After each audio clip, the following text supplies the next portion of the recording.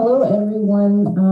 Sorry about that delay. We were just having a little bit of some technical issues on our end here, but we are all set and ready to get started with our webinar today. Thank you, everyone, for being here.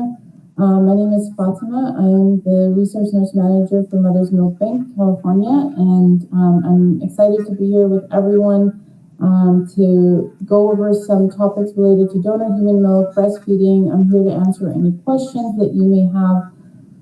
We can get started with talking about the lifelong benefits of donor or human milk breastfeeding in general.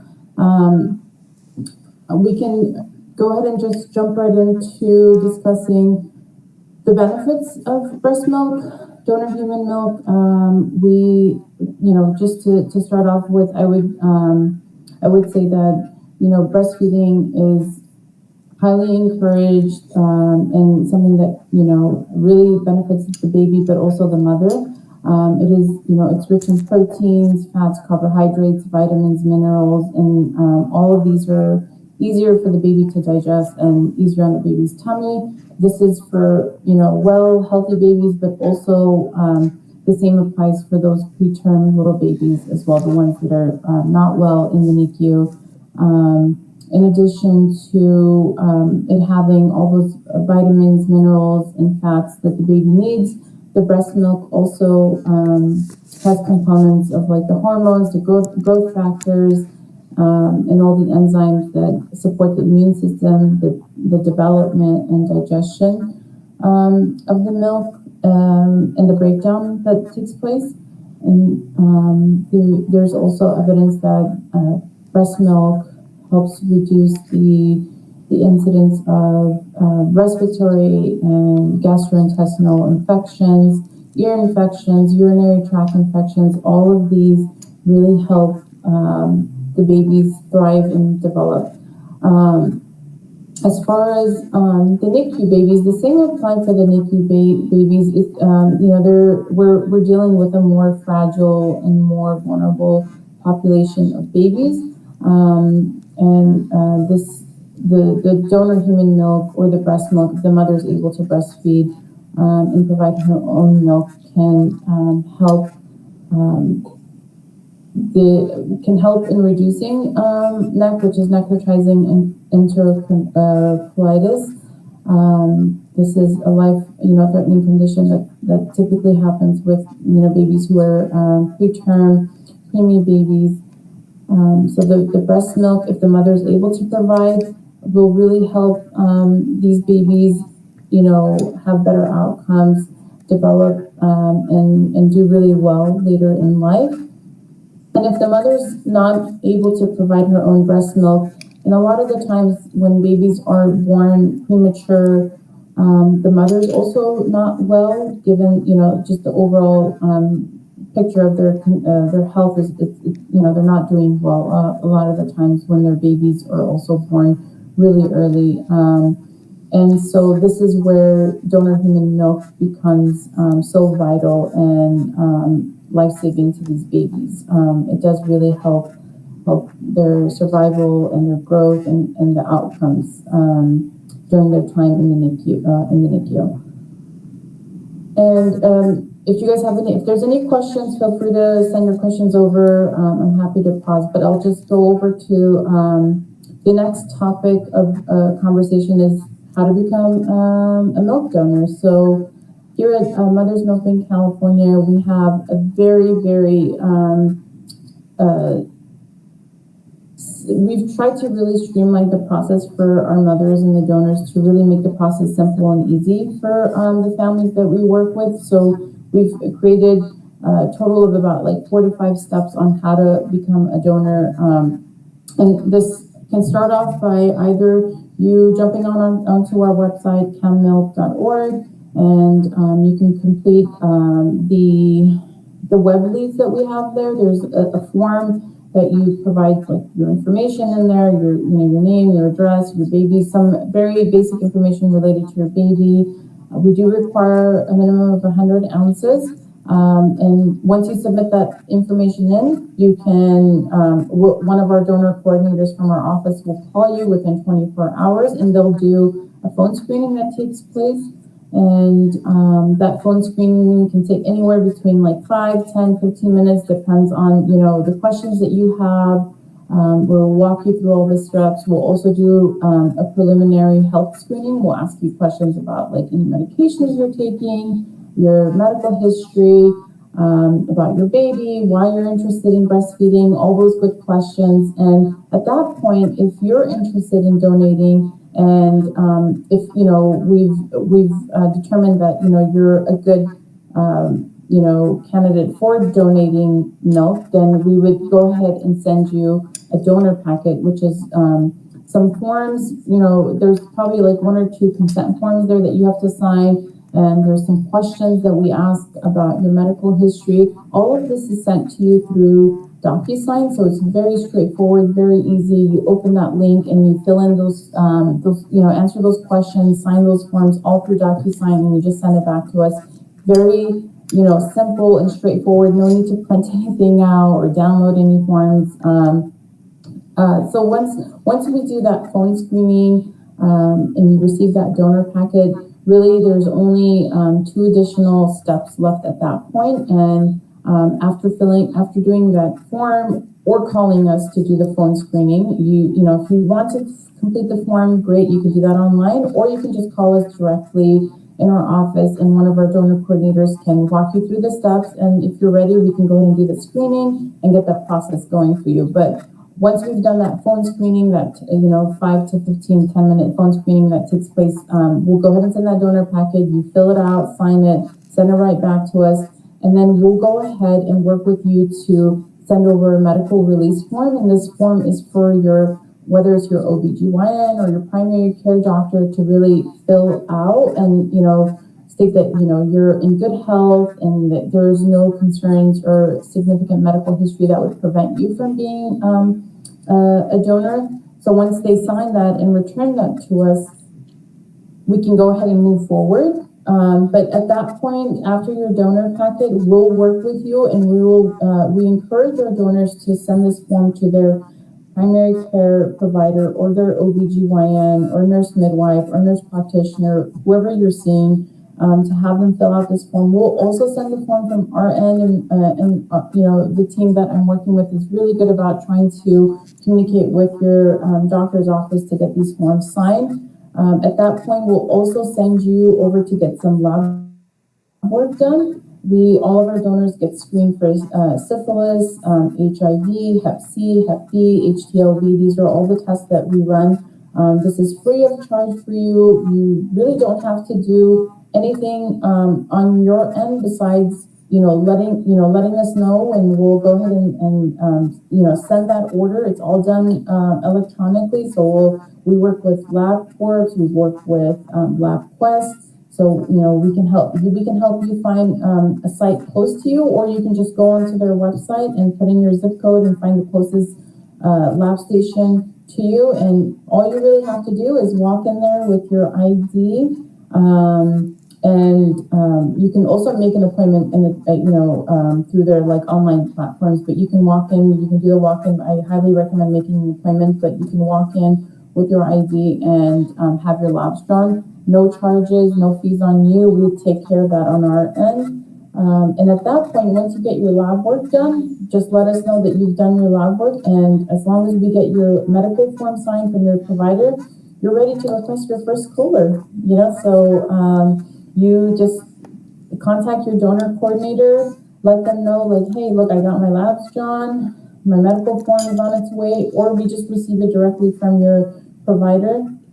And we're pretty good about, following up with your doctor's office. But once we get that form, then you're really ready to move forward and request your first cooler. We'll get that shipped to you. You typically receive it within like 45 days. Once you have your cooler, you're ready to pack your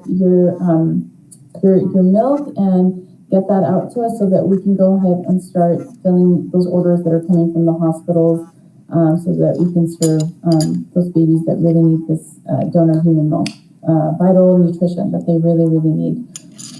So that's really kind of like the summary of like how to become a donor. Very straightforward. Either call us, we'll help you get screened over the phone, or fill out the form online. We also recently added the option of scheduling your appointment to be screened online through Calendly on our website. So we've really tried to make this as simple and as easy possible for all the families out there who I know are busy taking care of their little ones or working or doing both all at the same time. We're really here to try to make this process as simple as possible, but safe, making sure that, we still keep the safety component of screening and processing this milk intact. So those are the steps related to becoming a donor here with Mother's Milk Bank California. As far as the milk donation process and what happens to your milk and how it helps babies in needs. Really,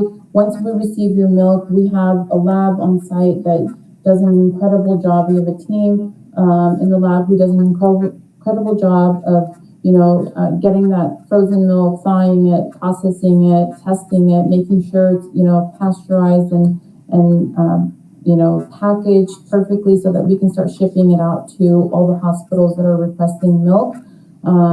This is vital nutrition for these babies who are in the ICU. Our milk bank serves hospitals around the U.S., around California, and we also work with outpatient requests. So we're filling in. Majority of our orders are for the hospitals, but we do have families requesting milk from an outpatient standpoint as well. So we really try to strive towards meeting all these needs. If there's any questions, I'll pause right here. Feel free to ask any questions you have.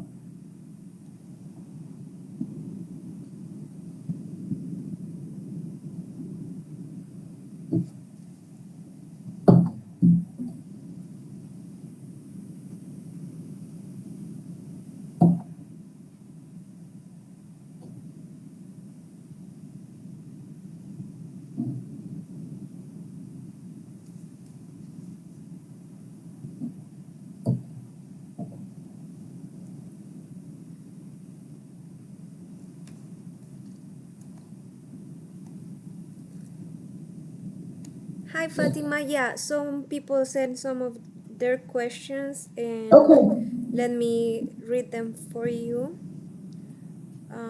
Just give me 1 second.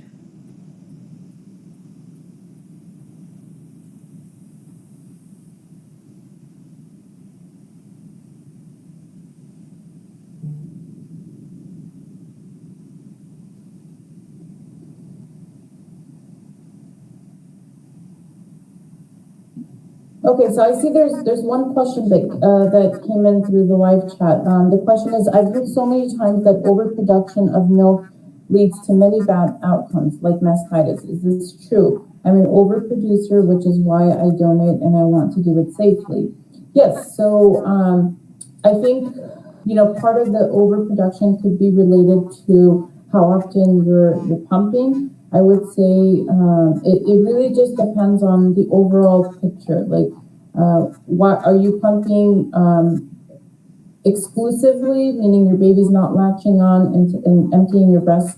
Are you pumping for the purposes of being able to go to work or step away from the baby for some time periods for errands or whatever the needs might be? So it really just depends on the schedule that you have, but what would potentially help is maybe dropping one pump session so that you're not, overstimulating your body to produce more milk. I would say, you have to look at the schedule that you have and kind of look at, the overall picture of like what the baby's needs are. How often is your baby breastfeeding directly? And if they're not breastfeeding, you're solely depending on like exclusive pumping, then I would probably look at how many times you're pumping a day and how many minutes you're pumping each session. And you can either start off by reducing just by a little bit during the pumping session gradually, and then kind of building off of that and dropping a pump session. Thank you, Fatima. You're welcome. Some people is asking, why do I need to donate a minimum of 100 ounces? Yes, that's a really great question. So the reason why we require a minimum of 100 ounces is there's two parts to this. Number one being that it allows for us to efficiently process this milk that we're receiving. It's the utilization of resources, the effectiveness of how we're processing this milk and pasteurizing it. But more importantly, it really allows us to maximize our impact, meaning, this 100 ounces that we get, it's a larger donation. It really allows us to meet this high demand of donor human milk. So when we receive that 100 ounces, it's really allowing us to make that impact of donating milk to families or sending it over to the hospitals. So there's two components. One, it maximizes the impact and the work that we're doing in meeting the needs and the demand for donor human milk, and also it's the processing and pasteurizing of milk and what happens on the lab end of the milk and getting it out is a lot more efficient when we have 100 ounces minimum. Thank you, Fatima. There's other questions in our chat. I've heard so many times that overproduction of milk leads to many bad outcomes, like mastitis. Sorry, I'm not sure how to pronounce it. Is this true? I'm an overproducer, which is why I donate, and I want to do it safely. Okay, I think I answered that question. The next question that I see coming up is if I can go on to the next question, because I already answered that question. Oh, sorry. That's okay, yeah, no problem. So the next question that I see is I've already done blood work before giving birth. Do I need to do it again? So that's a really great question. We get this question all the time.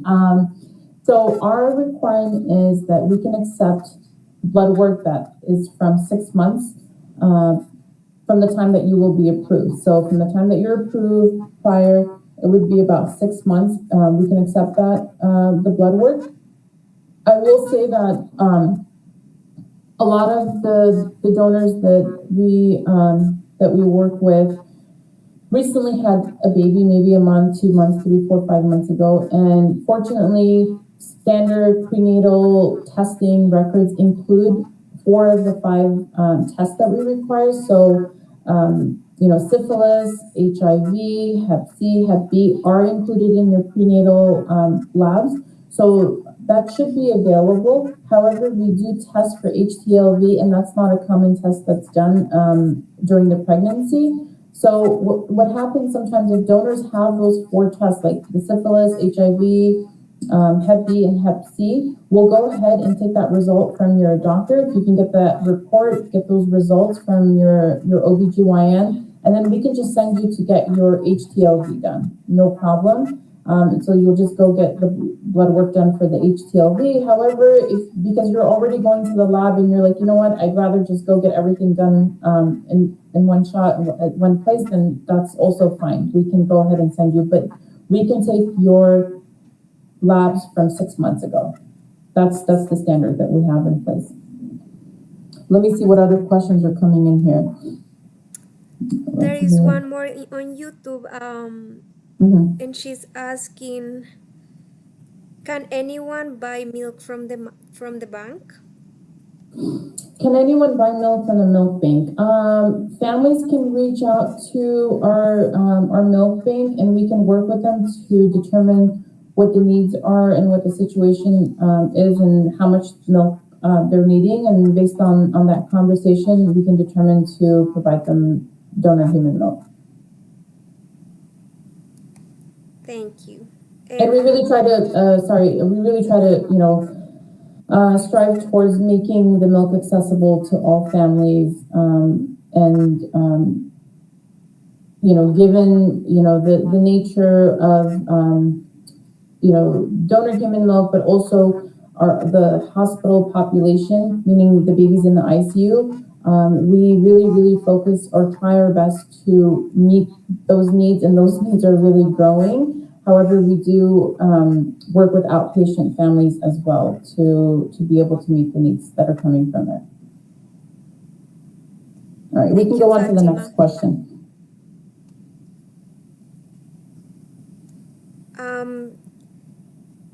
Can I donate milk from before I am accepted as a donor? Can I donate milk both from the time, like prior to becoming an approved donor? Yes. Okay, yes, so let's say that, you've been we accept milk that's about like 9 to 10 months out. So, let's say that you started collecting milk 3 months ago, and now today you've reached out to Mother's Milk Bank and you've started your screening process, then, we can accept that milk as long as there's no deferral. Meaning, usually when we do your screening, your health screening, we ask questions about your medical history, any illnesses, any medications that you were taking. So if during that 3 months that you've been collecting milk, if there was no medications that required a deferral, no health conditions that require a deferral, then we're happy to accept that milk.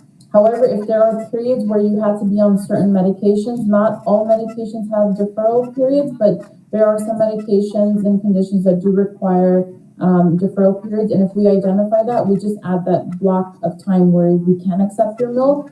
And, since you're dating your milk, you're putting in the date of the milk that you expressed, then we can go ahead and just toss that milk or put it to the side. Do you have any tips on how to label my breast milk packs? I would say date it, put month, date, and year. My recommendation is month, date, and year, so that, if your baby's past 1 year of age and, you're trying to figure out years potentially, there are families that are, pumping and donating for 1, 2, 2.5, 3 years, who knows, right? So everyone has their own unique breastfeeding journey. So I would say include the date, the full date, to be on the safe side. Thank you. And what can I do to support moms affected by the LA fires?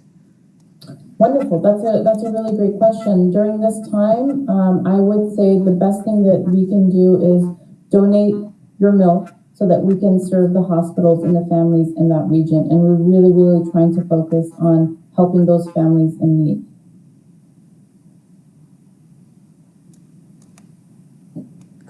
I can look at the next question here. When should I seek a lactation consultant? So that's a great question. My recommendation is, if you're choosing to breastfeed, work with the lactation consultant right from the start. I always recommend the families that I work with is even during pregnancy, as you're approaching your due date, I would say get in contact with the lactation consultant, because to have their support, to have their expertise, like their knowledge and all the tips and tricks that they have on how to breastfeed, how to have a successful latch, get in contact with a lactation consultant early on. And this way, in the first week of life, when you're really trying to figure out breastfeeding, pumping, and all of that, you have someone to seek advice and support from. And then, obviously, anytime during your breastfeeding journey, if you feel like you're having complications or you're having a hard time with latching, or there's some changes that are occurring and you need some advice, reach out to a lactation consultant. Thank you, Fatima. Here are more questions on YouTube. I've already done blood work before giving birth. Do I need to do it again? I'm sorry, can you repeat that question? Yes, I've already done blood work before giving birth. Do I need to do it again?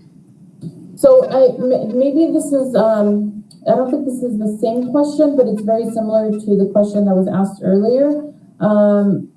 If you've done blood work during your pregnancy, there are tests that we require. There's one specific test that we require that is not included in your pregnancy screening. So we would need to send you for that. It's the HTLV. So the test that we require here at Mother's Milk Bank, or any milk bank that you would go to, is HTLV, HIV, hepatitis B, hepatitis C, and syphilis. There's 5 total tests that we run. And in your prenatal records, 4 of those tests are included. If it's within the past 6 months, then we can go ahead and accept it, but you'd still have to go get your HCLV test done. Thank I you. hope, yeah, I hope that answers the question. Yes, thank you. And then I think there's another question, let's see here. I have more questions from YouTube. When I stopped lactating and gave birth to baby number 2, do I have to go through the donor application process again? Okay, that's a great question. Yes. So let's say, you've been screened, you've been approved, you're donating with us, and you've ended your breastfeeding journey, and now you're not breastfeeding anymore, and you're having another baby in like 9 months. At that point, you will have to go through the screening process because this is a second baby. Things may have changed with your health, but also there has been potentially a whole year that has lapsed. Definitely with the second baby, we will need to go through the whole screening process, meaning you would need to have that phone screening done. You would need to complete a donor packet, which is, the consent forms, but also the medical questionnaire. We would need to get a medical clearance form from your doctor, and you would need to have your labs done. Thank you, Fatima. You're welcome. I'm looking to see if there are any other questions. Yeah, there's a couple more on YouTube. Sorry, That's okay. keep reading them for you. I want to ask my friends who are also moms to donate milk, but I don't want to make them feel bad if they can breastfeed or produce enough milk. Do you have any tips on how to do so? Sure, I'm seeing that question. I'm going to go ahead and read it again. I want to ask my friends who are also moms to donate milk, but I don't want to make them feel bad if they can't breastfeed or produce enough milk. Do you have any tips on how to do so? That's a really great question. Everyone has a very unique experience with pregnancy, with birth, and breastfeeding. They very, very unique experiences, but also everyone's life circumstances are very different. So I would always start the conversation around understanding the benefits of breastfeeding, why it's important to breastfeed, and understanding that component of it. And then once that conversation evolves, then, talking about how this breastfeeding can benefit their baby, but also can really help other babies who really need it. And even if it's just collecting, maybe one pump session a day where you're stashing that milk to the side for families so that you can send it to us and we can, pasteurize that milk and send it over to hospitals. Having that conversation with friends of the benefits of breastfeeding, the benefits of donor human milk, and how this is liquid gold. Like,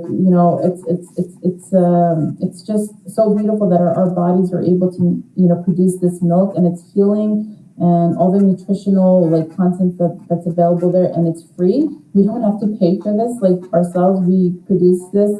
Our bodies do such an incredible job of producing this milk. So having that conversation and really inspiring other women on the beauty of breastfeeding, the benefits of the breast milk to their baby, but also how it can help other families is a really good starting point of a conversation. And then from there, kind of seeing where they are in understanding and how open they are with this conversation, because sometimes, yes, these conversations can be really sensitive for some mothers, and especially if they can't produce. Then there's conversations to have about production, like how to increase your milk productions. There are ways of being able to increase your milk production. You would have to speak to a lactation consultant, and seek some advice. There's, supplements that can help. There's methods of pumping that can help produce more milk. But it does require patience. It requires, the patience, and really to work with a lactation consultant to help increase your supply. So I think it's a great conversation to have friends talk about it, talk about breastfeeding, talk about the benefits of breastfeeding for your baby, but also what it does to other families and babies that really need it, that are really sick. And then, with that specific friend who has challenges, try to understand what the challenges are and see if you can help or direct them towards getting help so that they can have a successful breastfeeding journey, and that can lead to them having a successful journey in donating and helping other families. Fatima, are you able to see the other questions on YouTube? When I switch to see the questions, it doesn't show you, so I don't know if you can read them there. Yeah, let me see. Let's see here. I've answered.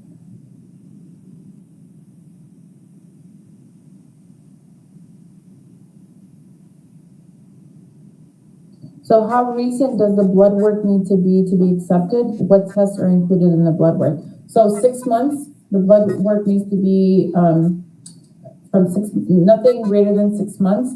And the tests that are included, you go for one lab draw. It only happens one time prior to you being approved as a donor. Once you submit your donor packet, meaning the forms that we ask about your medical history, once you submit that, you can get your blood work done while we're getting your medical form, meaning that medical clearance form from your doctor's office. You can get your blood work done, and there's 5 tests. You go once to get your blood work, you get your labs drawn, and they run 5 separate tests. So it's HIV, HTLV, hepatitis C, hepatitis B, and HTLV.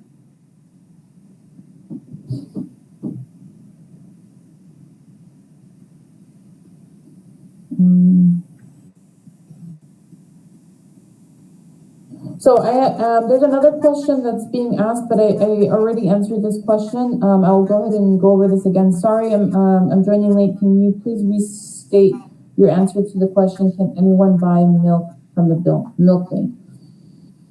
Yes, families. Our priority is to serve the NICUs, the ICUs, the hospitals. However, we are getting requests, and we do try our best to fill orders from families, outpatient, the community. So we do work on being able to provide milk to families that are calling and requesting. However, our priority is to be able to meet the demand from hospitals, and that demand is really growing, and that's why it's so important for us to have your support and to have as many mothers and families come together to be able to donate, so that we can meet this growing need for donor human milk.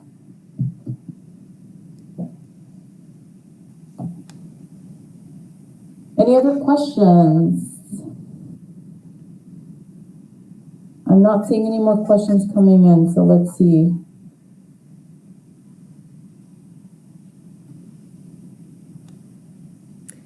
I found a way to see one more question and don't miss you in the screen. So Anthony is asking, I know you already answered the question, can anybody buy milk from the bank?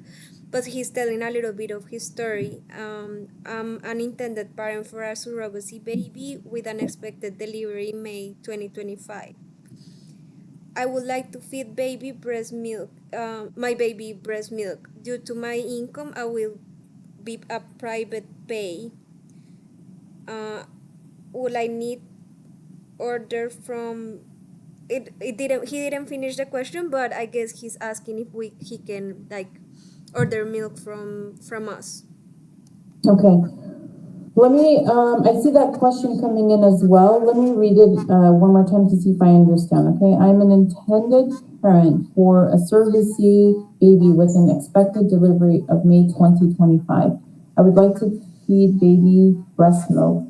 Due to my income, I will be a private pay. Would I need to order from the doctor?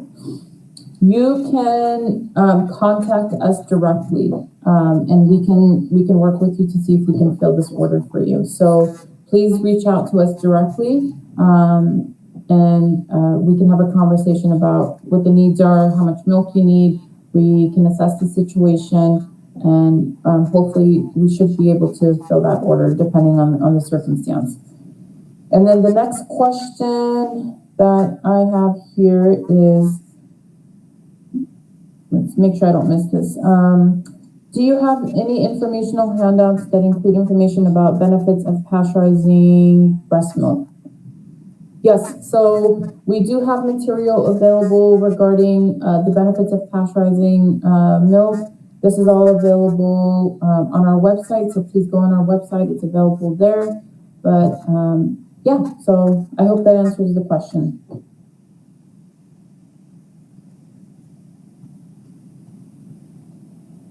Thank you, Fatima. Yeah, you're welcome. Thank you, everyone.